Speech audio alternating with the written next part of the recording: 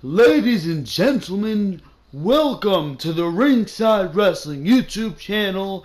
This is Joel Perez here for your Monday Night Raw review for the date of July 10th, 2017 here. We were in Houston, Texas here tonight for Monday Night Raw, and this is your official review and results video for Monday Night Raw. So make sure to not go anywhere else, because for all things concerning the WWE, you can stay tuned right here to Ringside Wrestling Entertainment. Monday Night Raw and Smackdown reviews each and every single week. We're approaching not missing a Monday Night Raw or Smackdown for a year. Last time I missed a Monday Night Raw review was August 22nd, I believe, or 21st, because I actually went to Monday Night Raw and I got home like at 2 in the morning. So obviously I'm not going to do a Monday Night Raw review then. So we're approaching not missing a year of Raw or Smackdown reviews. So make sure to stay tuned, because I will not miss a single Monday Night Raw or Smackdown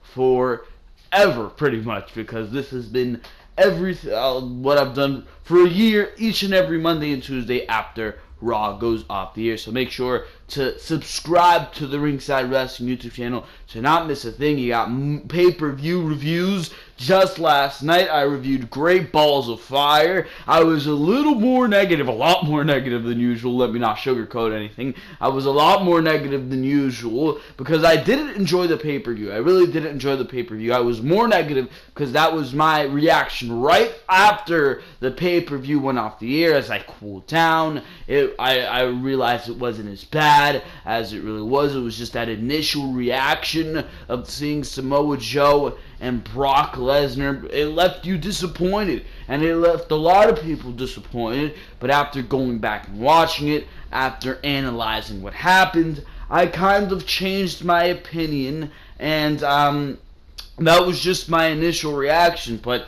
I still agree with what I said there. I did not enjoy the pay-per-view, and I do think it was probably the worst pay-per-view of the year for Monday Night Raw. So, I mean, that was your Great Balls of Fire review and results. If you want to go check that out, it is in the link in the description below, or in the cards that will show up or pop up throughout the video. You can click on that little info button, and you'll see the videos there. So make sure to go check out all that good stuff. Twitter account, we live tweet Raw, Smackdown, pay-per-views, NXT TakeOver specials, all that good stuff. So make sure to go check out the Ringside Wrestling Twitter account. Tonight we were tweeting a lot, and I mean, we saw a lot of stuff on this Monday Night Raw here tonight.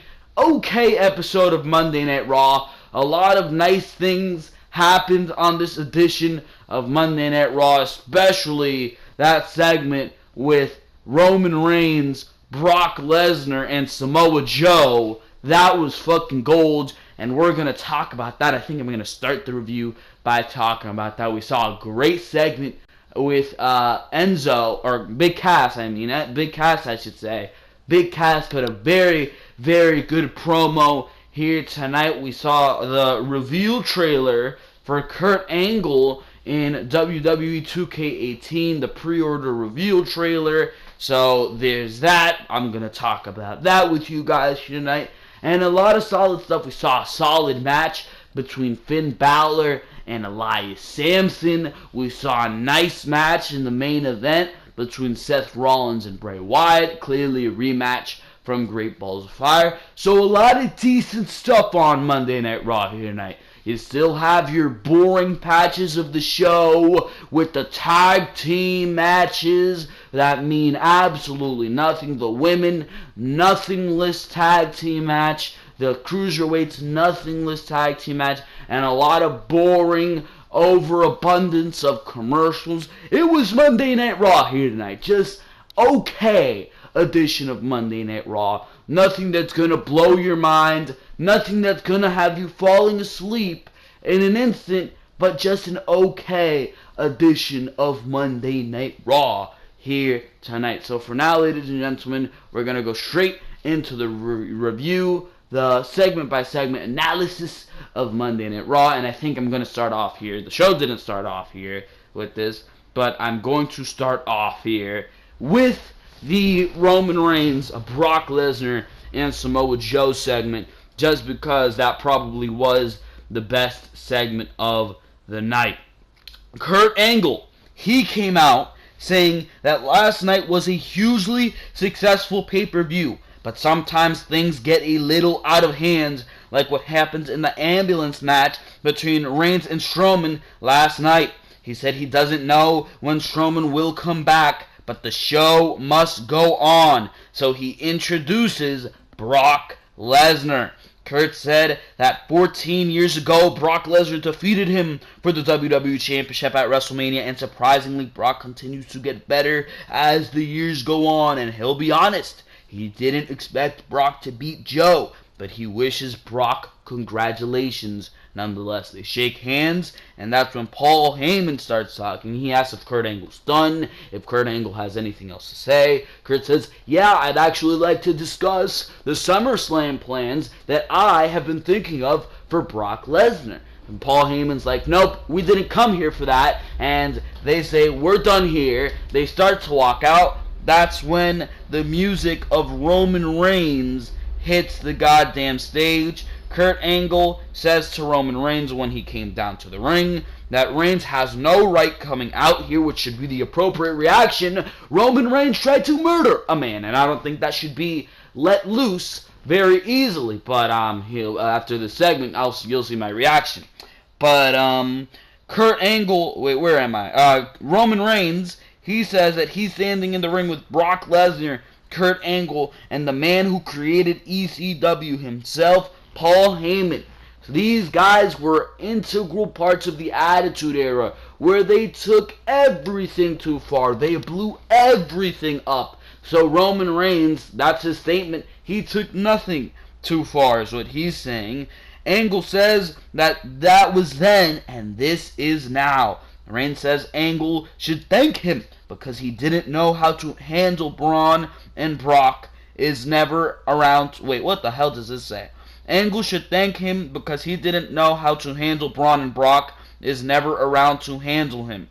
Lesnar smiles and stares at Reigns. Angle was in between them. Reigns says he did Angle a favor and maybe he owes Reigns a match against Brock Lesnar at SummerSlam. Heyman says he likes the idea. These were the two guys who beat the Streak. I don't know why Paul Heyman likes that idea. I think that's a idea of a goon, and that's quite unusual because usually Paul Heyman is the smart guy in the scenario on WWE television. But Lesnar, he takes the mic right out of Paul Heyman's hands, and he says that Reigns doesn't deserve shit. That got a huge pop from the crowd. Lesnar says right now is as close as Reigns will ever get to the Universal title. Lesnar says that Reigns doesn't deserve it. That's when Joe comes out, Samoa Joe, and Joe says they are all living in a fantasy land, but he's going to drag them back down to reality. That's when Lesnar interrupts, and he says that the reality is that he kicked Joe's ass last night. Joe says not to worry because sooner or later he will put Lesnar to sleep. Joe says Lesnar didn't beat him, he just escaped him, and Reigns has never beaten him. Heyman, he gets fired up. He says Joe will never see Lesnar in a title match again. Things get heated. Joe and Lesnar they butt heads. Angle has to get in between them. Joe says Heyman knows deep down that Joe has Lesnar's number. He says, your client or your advocate is just trying to protect you, Lesnar. You should listen to him. And Lesnar looks at Roman Reigns because Reigns is smiling and laughing in the goddamn corner. And Joe, with all the intensity, you look at me when I'm talking to you. Absolutely fantastic.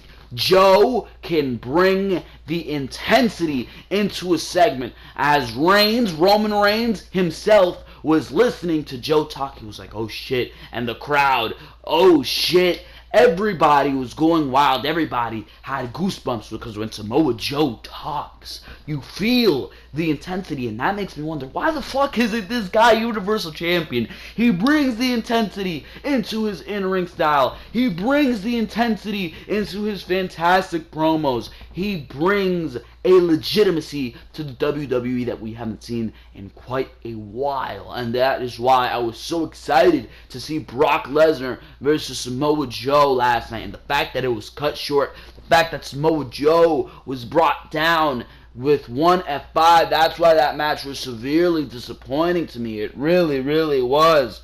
But continuing along with this segment, Joe threatened Lesnar, and Reigns then dissed Joe for losing last night. Joe says Reigns is real mouthy for a guy who got beat by Braun Strowman last night.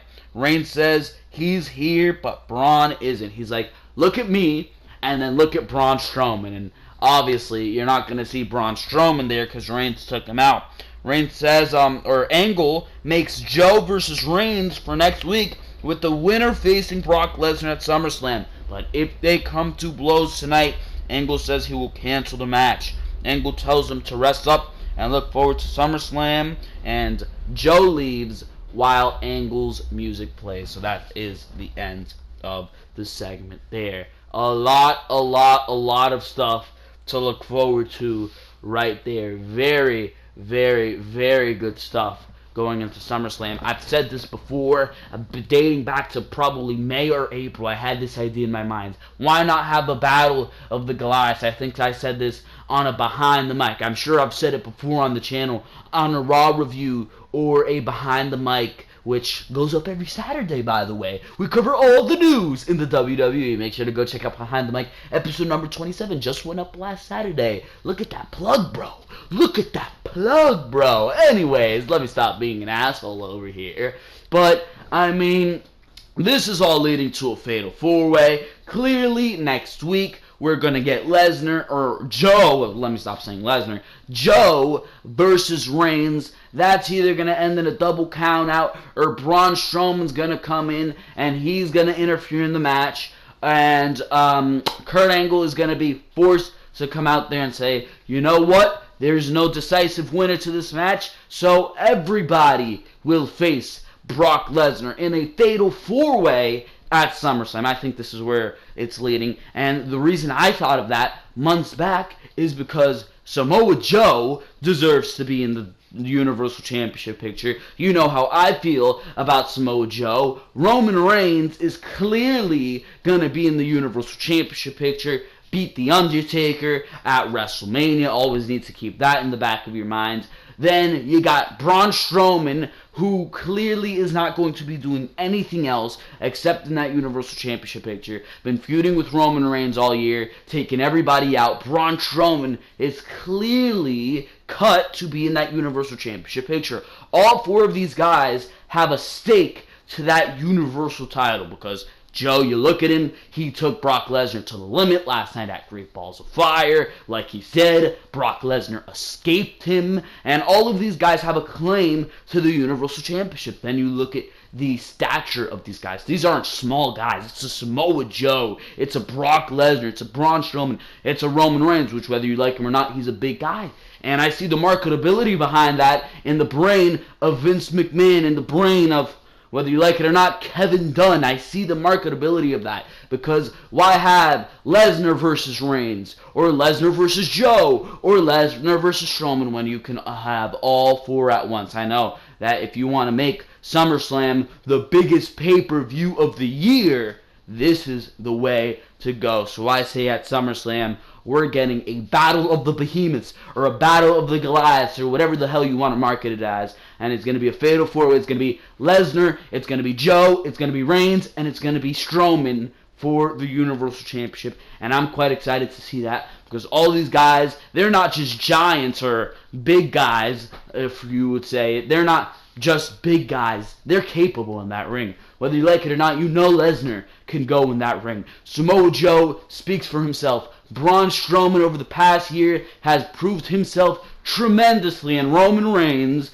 Whether you like him or not, whether you boo him or cheer him, you know that when he is in a main event match, when he's in any match pretty much, Roman Reigns, he brings it to the table. He really does bring it to the table, and you cannot deny his in-ring ability. So what I say is going to happen here is you're going to have a fatal four-way, and this is going to lead in to SummerSlam with all four of these guys being marketed to go against Brock Lesnar for the Universal Championship. On top of that, if you look at other reasons, that doesn't force WWE to have a guy building this by himself. If it was Lesnar versus Reigns, Reigns would have to build towards half of it by himself. If it was Lesnar versus Strowman, he'd have to build towards half of it by himself. Joe had to build towards half of the Great Balls of Fire build by himself. 2 weeks out of the 5, he had to build by himself with Lesnar not there. So, I mean, you got there's a lot of logical reasons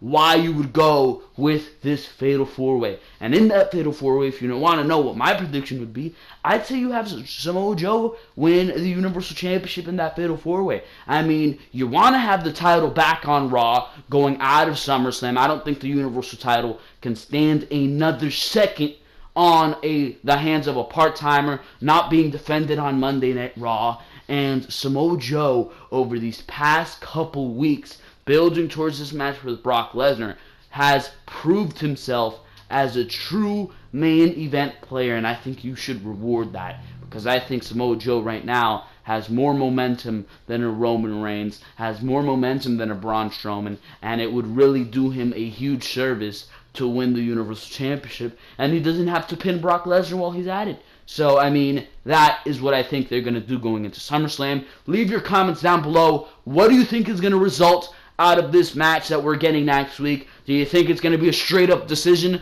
Reigns is just going to beat Joe, and it's going to be Reigns versus Lesnar. Joe is going to beat Reigns, and it's going to be straight-up Joe versus Lesnar rematch? Leave your comments down in the comments section below. For now, ladies and gentlemen, we're going to move on to the beginning of the show and go straight to the top of the show, which was the main event. We started off with Big Cass here tonight. Very good crowd here tonight. Very funny crowd, too. They started doing a wave during the main event. They were playing along to the Miz's segments perfectly. Just a lot of good stuff here tonight. The show started off with Big Cass for some reason after what we seen last night with Joe and Lesnar, and especially Reigns and Strowman. Why we were starting off with Big Cass was absolutely beyond me, but he did come out to a very big heel reaction. He mocked the crowd, asking, "How you doing, bro? How are you doing?" He said that he's feeling spectacular tonight after what he did to Enzo. He showed the still shots of him beating the shit out of Enzo last night.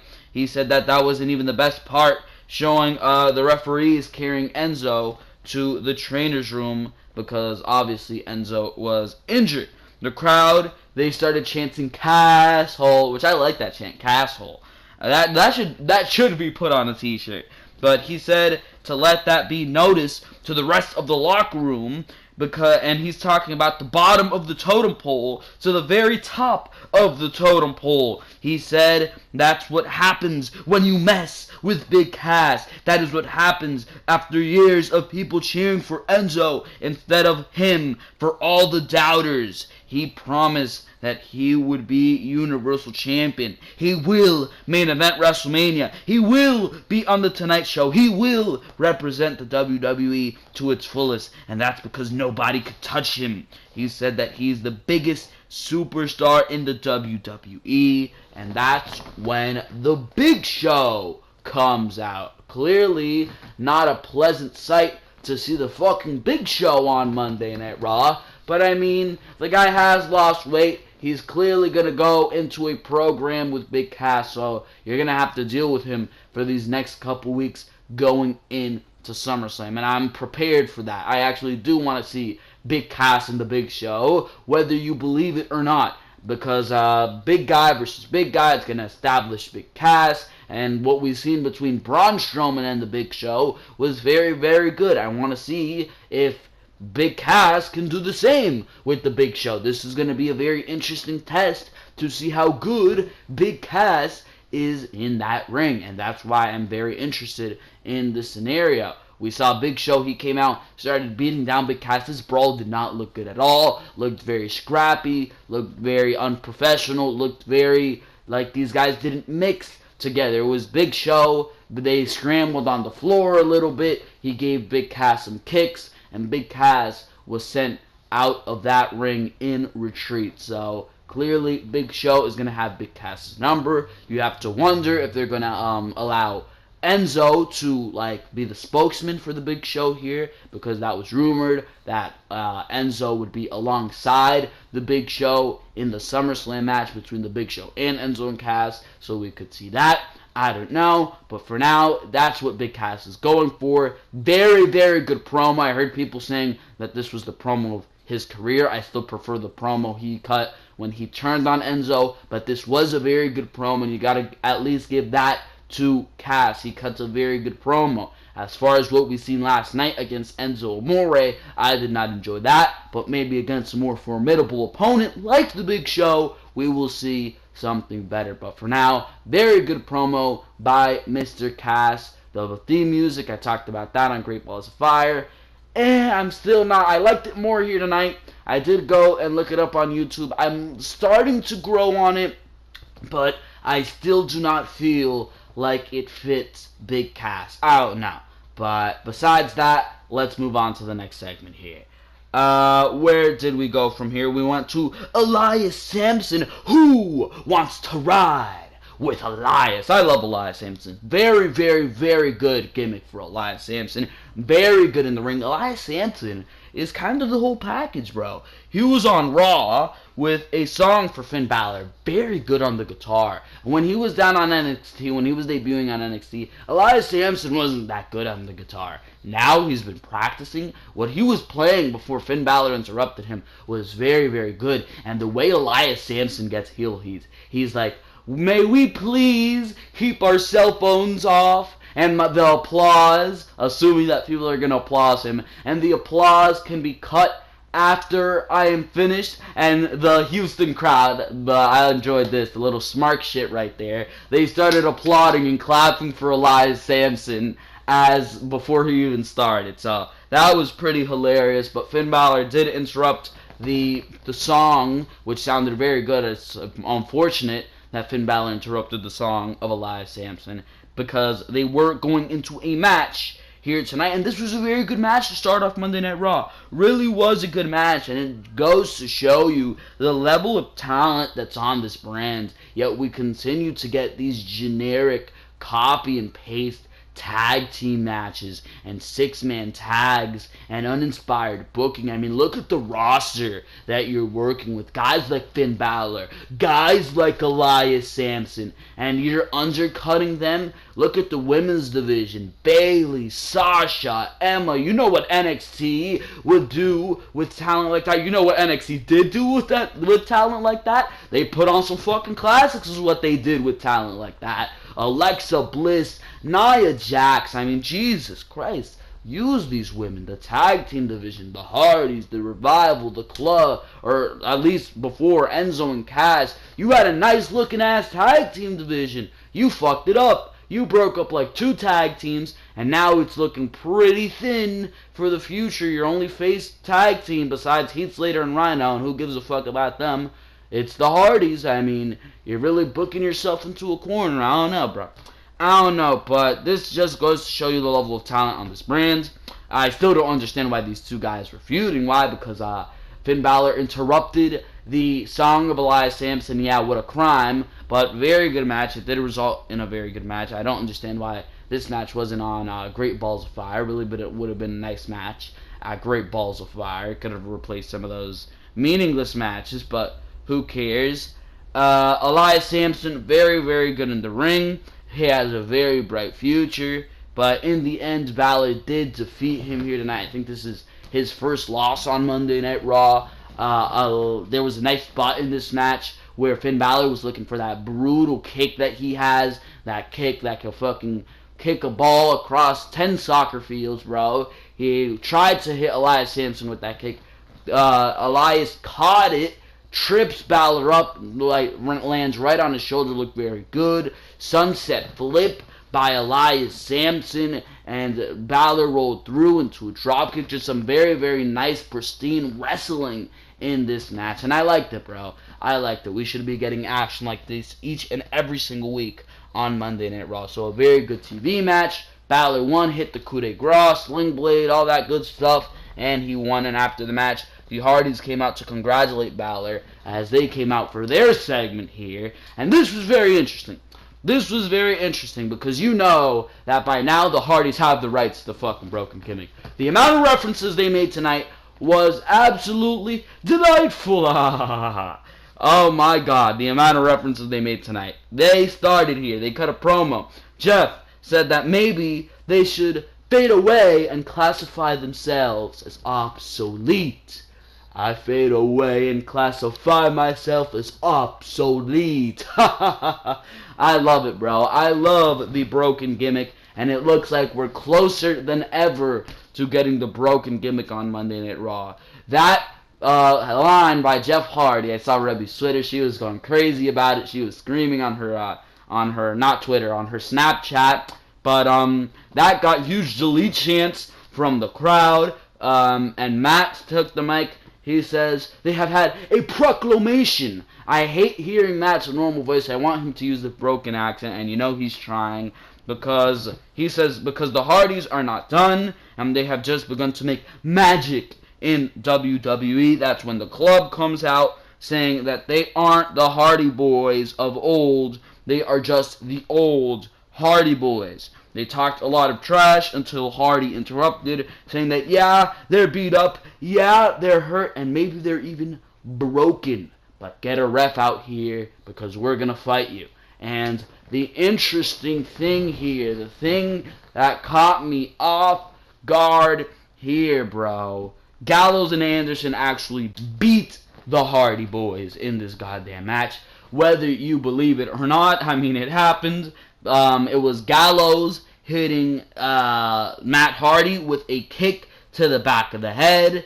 That was followed by the shotgun kick by Anderson, and it was followed by a magic killer. Jeff was too out of reach. 1, 2, 3. The Hardys take the pinfall loss to Gallows and Anderson. Does that mean anything for Gallows and Anderson? No, it doesn't, because after this match, something delightful happens, because the Revival actually came out for the first time in God knows how long. They attacked Jeff and Matt Hardy, hit the Shatter Machine on them, and after that, do you really think, with all the broken verbiage that Matt and Jeff were using there, do you really think that they are not going broken, bro? It's here. It's pretty much here. The night after SummerSlam, expect the broken Hardys, or at least broken Matt Hardy. I think at SummerSlam, the money match is the Hardys versus the Revival. I think we can all agree on that. The Hardys versus the Revival is the money match at SummerSlam.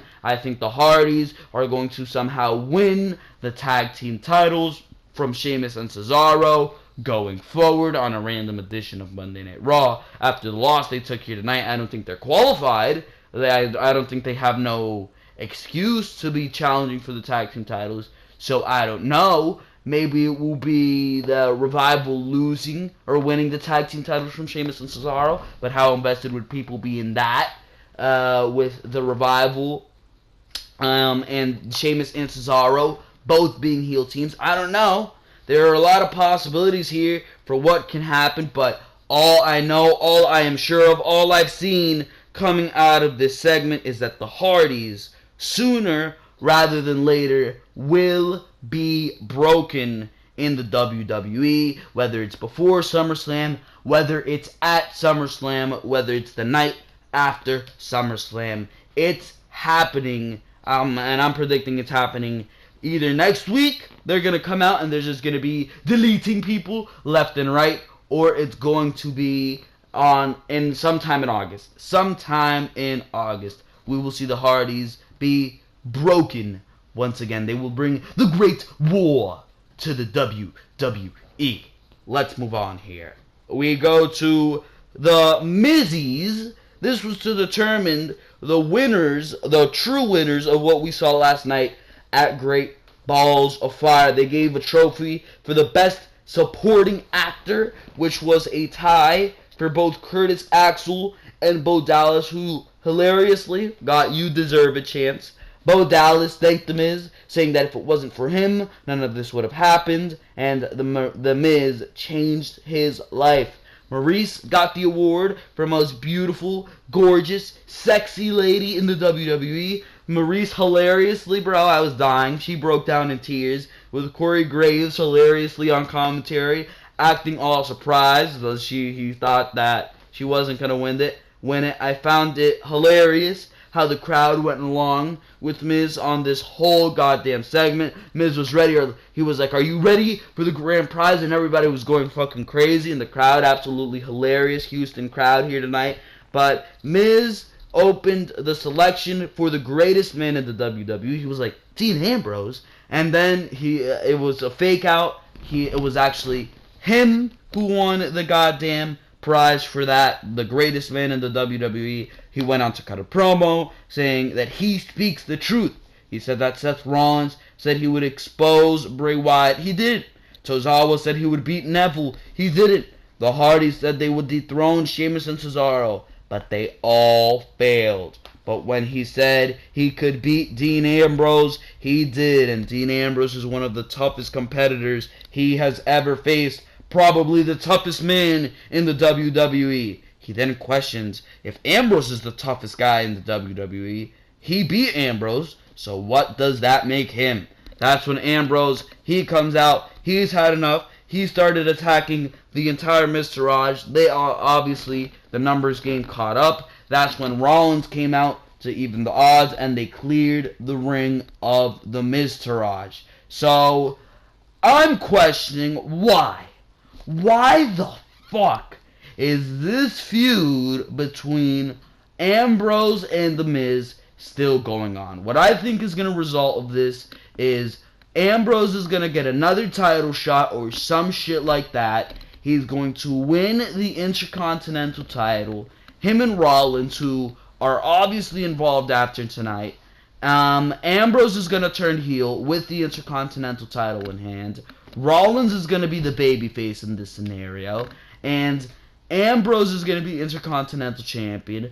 Rollins is going to be the babyface. And Rollins is going to be chasing going into SummerSlam against Dean Ambrose, the heel. That's what I think is going to happen going into SummerSlam. Because besides that, if you're telling me we're going to see Miz versus Ambrose again at SummerSlam, bro, you can pop out the bleach, bro. This sounds awful, bro. And what's Seth Rollins doing? Because now he's lost to Bray Wyatt not once, but twice. After the segment, Seth Rollins was walking backstage when Dean Ambrose asked what the hell was wrong with Rollins, saying that he knows Rollins is no innocent persona. He said that this isn't going to be some type of Shield reunion, and Seth Rollins was like, whatever, okay, whatever you say. So clearly there's something building towards that, but that continues in the main event segment, which we'll talk about here tonight. Bayley and Sasha Banks, they were teaming against Nia Jax and Alexa Bliss. Bayley actually picked up a win here tonight. Jesus Christ, look at that, bro. Look at that. For the first time probably since she's lost the women's title, she picked up a fucking win, bro. Oh my god. And that was like 2 months ago, which just goes to show you how fucking buried WWE and Monday Night Raw's creative team, how low they have buried Bayley. Jesus Christ. In the end of this match, Alexa hit a twisted bliss on Bayley, where the pin was broken by Sasha Banks, who was taken to the outside by Nia Jax. Nia then went into the barricade, trying to squish Sasha Banks in between the barricade and herself, and that allowed Bayley to get a roll-up and pin the women's champion.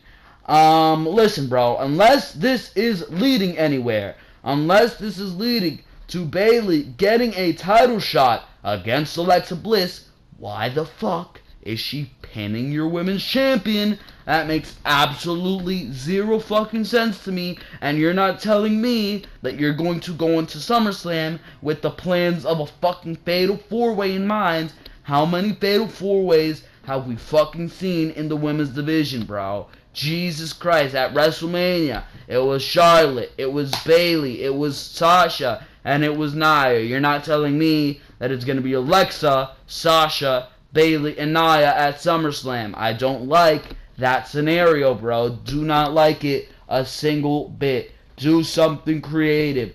Do something innovative. Do something that makes sense. Either do Bayley versus Sasha, where maybe since this Bayley pinned the women's champion here tonight, Bayley gets a title shot. Bayley wins her title back, and you go into SummerSlam. Sasha, a heel Sasha, who is jealous of Bayley, going into SummerSlam against Bayley. I don't know. Maybe Sasha will get a title shot along the line on a random episode of Monday Night Raw. She wins the title from Alexa Bliss, and they go into a SummerSlam match, Bayley and Sasha, where Bayley is chasing as the babyface, and Sasha turns heel on Bayley. Or maybe you're just going to build towards Bayley or Alexa Bliss and Sasha.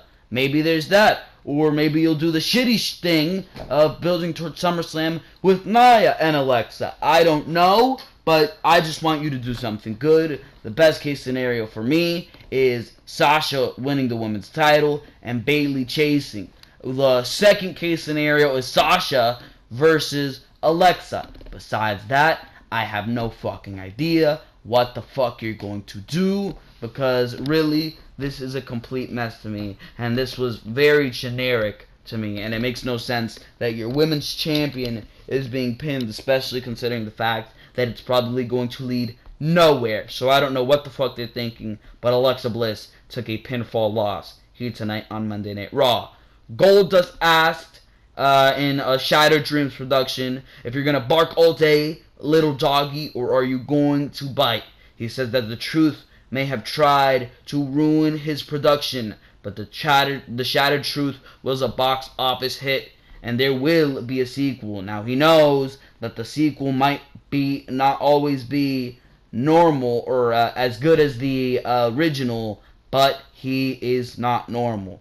The Golden Age is back. That was his fucking promo. Who cares? There was a match between the two later in the night, but first we saw the Kurt Angle pre-order trailer for WWE 2K18, which, yeah, there were some cool fucking cinematics and stuff. It was cool seeing Kurt Angle walk around clearly through what Seth Rollins destroyed in the reveal trailer, what Seth Rollins set on fire in the reveal trailer. But this is absolutely worthless. I mean, are you kidding me? That's it? I mean, what the fuck? Where is the gameplay? Where the fuck is the gameplay here, bro? It's July, and the game comes out in October, and we have seen not one inkling of gameplay for this game. It makes no sense to me. I want a roster reveal. By this time last year, I believe they were already revealing members of the WWE 2K17 roster, and I believe that we had already seen gameplay. Here, with this shit, I have not seen a single thing. This sounds absolutely worthless, and I do not like it one bit. Show us some fucking gameplay. We've seen gameplay for so many other fucking games that haven't even fucking come out, or that aren't coming out for 3 fucking years. We've at least seen some fucking screenshots. We haven't seen, I mean, Jesus Christ, bro. Jesus Christ. Give me some fucking gameplay, because right now, what you're doing is absolutely worthless to anybody. Show us some fucking gameplay.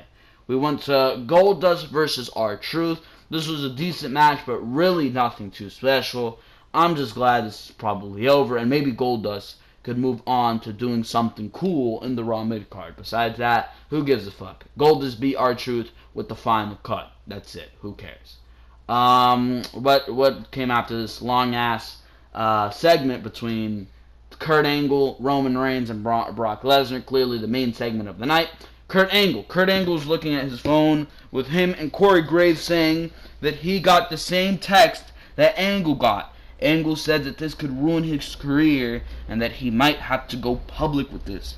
Corey said that he believes that Angle is going to be fine. So clearly, this is very, very, very serious. I don't know what the fuck it is, but I know that at the end of the show, Angle was talking to someone on the phone saying that they should come here next week and they could announce something to the whole world together. and he said, "I love you" at the end. So I don't know what the fuck is going on. Clearly Angle loves this person, so who the fuck could it be? Better not be Stephanie McMahon. Watch it be a fucking affair, bro. Watch it be Stephanie McMahon and Kurt Angle dating. Oh my god, bro. That would be absolutely awful. I don't know what the fuck it is, but I mean, Jesus Christ.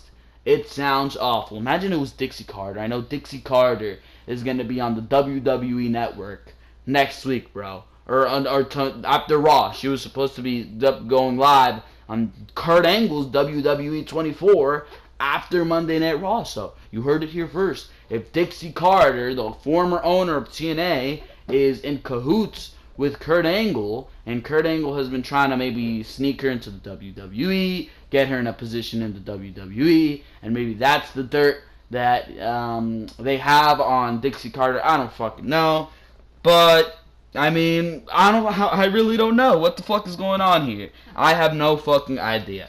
We go to Akira Tozawa and Cedric Alexander versus Neville and Noam Dar. Nothing here. Neville got caught on the ropes, allowing Tozawa to kick them and hit the senton bomb from the rope to pin the Cruiserweight Champion. So clearly, they're building towards Akira Tozawa and Neville getting a rematch. Probably going to be on 205 Live one of these random weeks, so I don't know. I really don't care. This is really pathetic. Don't know why your Cruiserweight Champion is being pinned. Makes no sense to me. Seth Rollins was interviewed about his actions of aiding Dean Ambrose on his attack of The Miz, saying that he didn't attack The Miz to help Dean Ambrose, but to shut up The Miz, and Bray Wyatt, I'm going to kill him. That's pretty much what he said. We go to Bray Wyatt versus Seth Rollins. Bray Wyatt cut a promo before this match, but who gives a fuck? He said nothing that he doesn't usually fucking say, so, I mean, who really cares? That takes us to Bray Wyatt versus Seth Rollins. This was a very good TV match, very good main event, and I would say it was better than the match they had at Great Balls of Fire last night. Really, I would say that. But the whole match, the commentary team was building up the injured eye of Seth Rollins, which Bray used to win last night, and he did use it to win again here tonight. So Bray Wyatt has not one but 2 victories in a row over a guy like Seth Rollins, bro. Am I living in an alternate universe on this Monday Night Raw? Not only did Bray Wyatt pick up a win, Bayley picked up a win. The Club, Gallows, and Anderson picked up a win. Am I living in an alternate universe? I do not fucking know, bro. But Jesus Christ is my reaction. Holy Lord. But he hit Rollins with the headbutt, which apparently injured the eye, and that allowed him to hit the Sister Abigail to hit the 1, 2, 3, to get the 1, 2, 3 on Bray Wyatt. So I don't know, bro. I don't know, but it looks like Bray Wyatt is getting a push. I don't fucking know. I have no idea what the fuck WWE is planning here, but I still don't understand why Bray Wyatt's getting this win when Seth Rollins was announced to be on the cover of WWE 2K18, and instead of giving him wins and making him look good, you're making him look like a fucking bum. So I don't get it, but after this match, the Miz Taraj came out here, and they started attacking Seth Rollins, and Dean Ambrose, like Seth Rollins did earlier in the night, came out and helped Seth Rollins, clearly because of his agenda against The Miz, and came out with the steel chair and got rid of the Miz Taraj. And that, after that, we saw the segment with Kurt Angle, and that ended off the show here tonight. So, okay edition of Monday Night Raw. Nothing overly bad on this show here tonight. Nothing that's going to set me raging. But, I mean, they're building towards SummerSlam. They are officially here tonight, building towards SummerSlam. And it's going to be interesting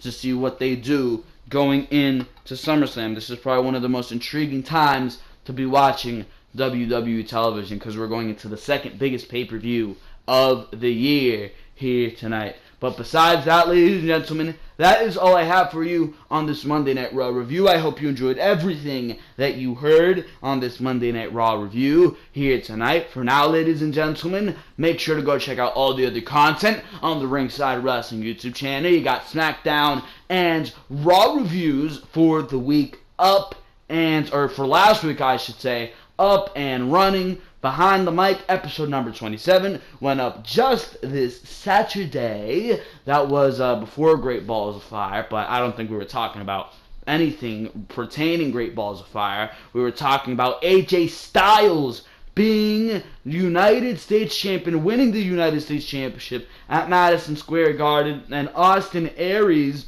being released by the WWE on that episode of Behind the Mic. Each and every single Saturday, Behind the Mic is uploaded, so make sure to go check that out. And of course, Great Balls of Fire review and results are up on the channel, up and running from last night, so make sure to go check the Great Balls of Fire review and results out. Like I said in the beginning of the video, links in the description, cards, you can click on the little eye there, and you can see the videos there, and of course, annotations at the end of the video for you to subscribe, which you should do. Subscribe to the Ringside Wrestling YouTube channel for you to like. Make sure to like the video if you enjoyed what you heard here. Very tired after Great Balls of Fire last night and Monday Night Raw here tonight. And make sure to comment what you thought of tonight's show in the comment section below, because I, of course, love to hear what you guys had to say. But for now, ladies and gentlemen, I will see you tomorrow night